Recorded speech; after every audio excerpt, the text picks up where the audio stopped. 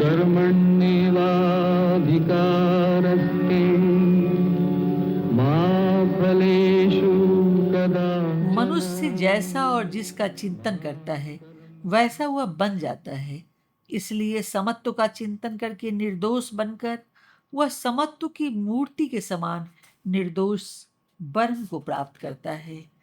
जिस मनुष्य की बुद्धि स्थिर हो गई है, जिसका मोह नष्ट हो गया है, जो ब्रह्म को जानता है और ब्रह्म में स्थिर होकर रहता है, वह प्रिय को प्राप्त करके सुखी नहीं होता और अप्रिय को प्राप्त करके दुखी नहीं होता।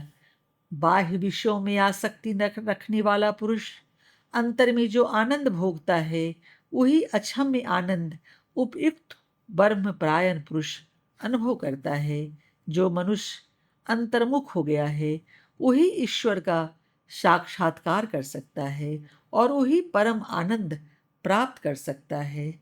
विषयों से निवृत्त होकर कर्म करना और ब्रह्म समाधि में लीन होना, ये दो भिन्न वस्तुएं नहीं हैं, परंतु एक ही वस्तु को देखने की दो दृष्टियां हैं।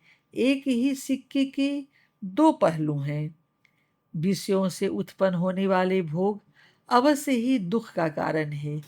हे कौन्तेय, वे आरंभ करने और अंत करने वाले होते हैं। समझदार मनुष्य उनमें आनंद नहीं मानता। शरीर छूटे उसके पूर्व जो मनुष्य काम और क्रोध के वेग को इस देह में इस जन्म में ही पचाने की शक्ति प्राप्त करता है, उसी ने समत्व सिद्ध किया है, वही सुखी है।